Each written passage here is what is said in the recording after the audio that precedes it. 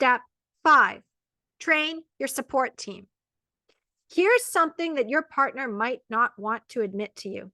They are terrified right now.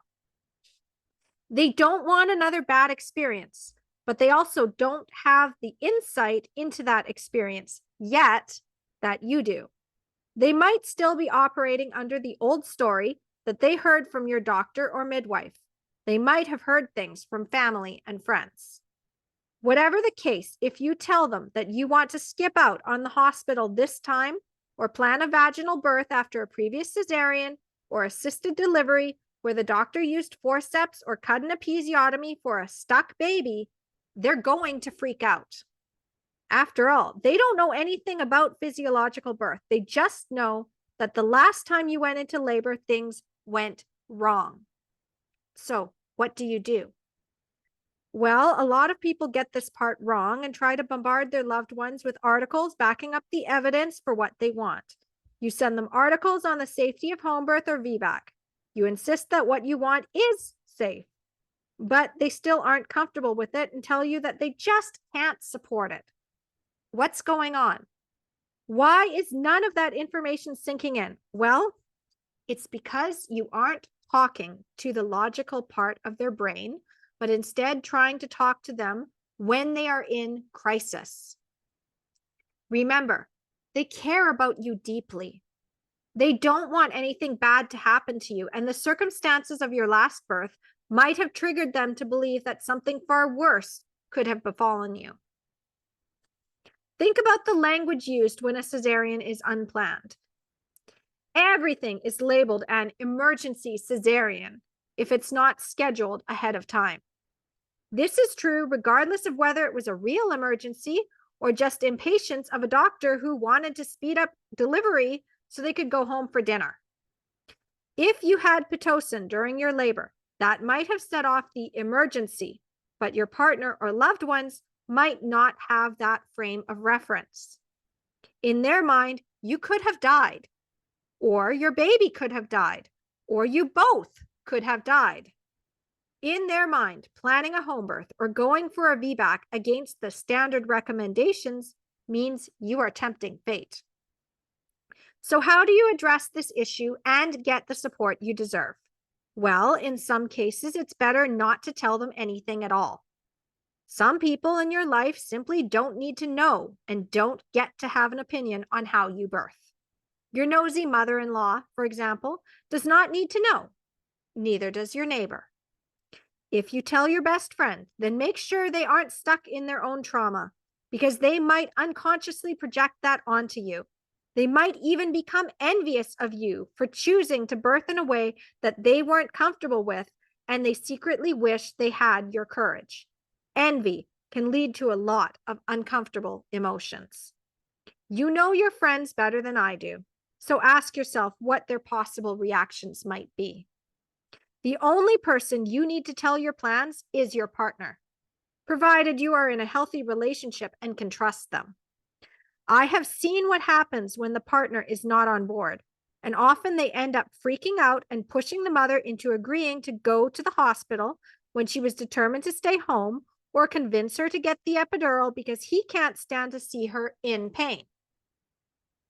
In extreme cases, women have tried to keep their partners in the dark about their plans to birth at home, only for them to find out and insist they go to the hospital. This has even led to them becoming stressed out and winding up back on the operating table they were trying to avoid. Another case of failure to progress, thanks to the stress of an unwanted transfer and an agitated spouse.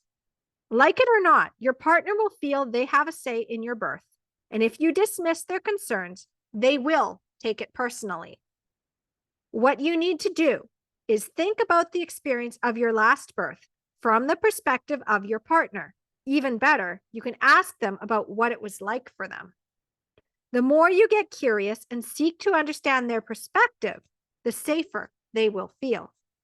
It will help them get out of the crisis so that you can slowly move the conversation away from the actual trauma and toward a greater sense of possibility.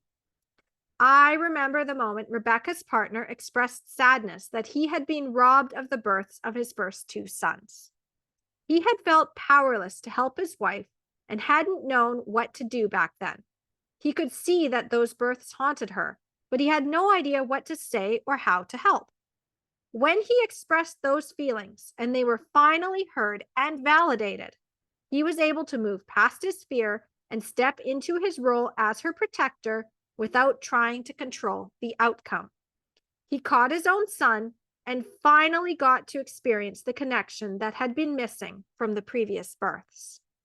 Your partner can be your greatest protector and ally, or your greatest liability. The exercises in this last section will help you get them on board. But if you want to go deeper, make sure you also get your bonuses that came with this book at empoweringmomsbirth.com/extras. Journal exercise 2.5. You're going to take out that coil notebook one more time. Ask yourself the following. Number 1, what might your partner or family member be feeling about how your last birth went? Number 2, what fears might they be holding on to? Number 3, why do you need them to know your plans this time? What support are you looking for? Number 4, who should not learn your plans for this birth? Number 5, do you have enough support where you're at currently, or do you need to bring other people into your circle? Number 6, if you do need to bring others in, what is lacking in the support you're already getting from family and friends? What qualities or experiences would these new people need to have to be a valuable member in your support network? And when you've completed this list, take a break. You've definitely earned it. All right. So the last chapter in this book, I'm going to be sharing my final thoughts and what the empowered birth method really does. I'm also going to invite you to go deeper with this, tell you a little bit about some of my programs that I have on offer, what I have available. This will, of course, expand as I get further. Right now, I'm currently recording this in 2024. It is April as of recording this video.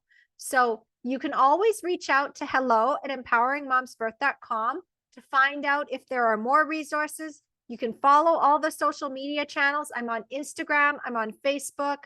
I'm on YouTube. As you know, you've got this channel. Make sure you like, share, and subscribe to these videos on this channel.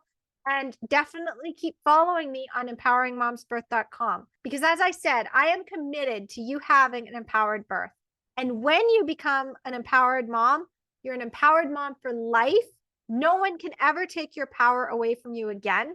If you are finding value with this and you're like, this is amazing and I want to shout it from the rooftops, I'm also going to invite you to think about becoming an empowered mom ambassador, which means that you're going to get discounts and additional merchandise. This is actually a shirt that was designed by Jenny. Yes, the same Jenny that I talked about inside Your Empowered Birth, my best friend and business partner. She's created both the birthhousenetwork.com and Empress Birthworks. So Empress Birthworks makes merchandise that spreads the empowered birth message. And what she does is she also helps train up the birth workers and the empowered mom ambassadors in our program to be able to spread that empowered birth method. So if you do want to know anything about that, all you have to do is write out to hello@empoweringmomsbirth.com.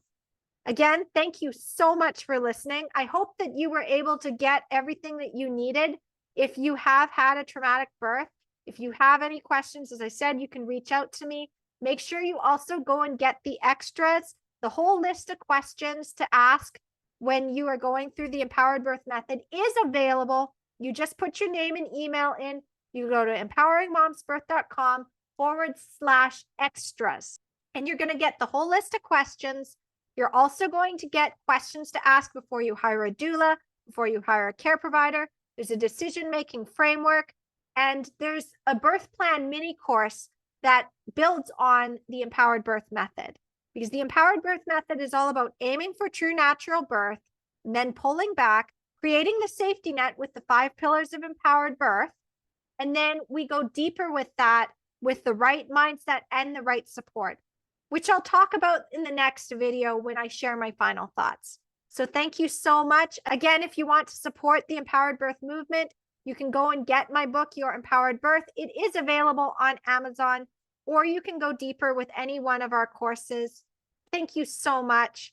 Have a wonderful day. Happy birth planning, and I will see you soon. Bye.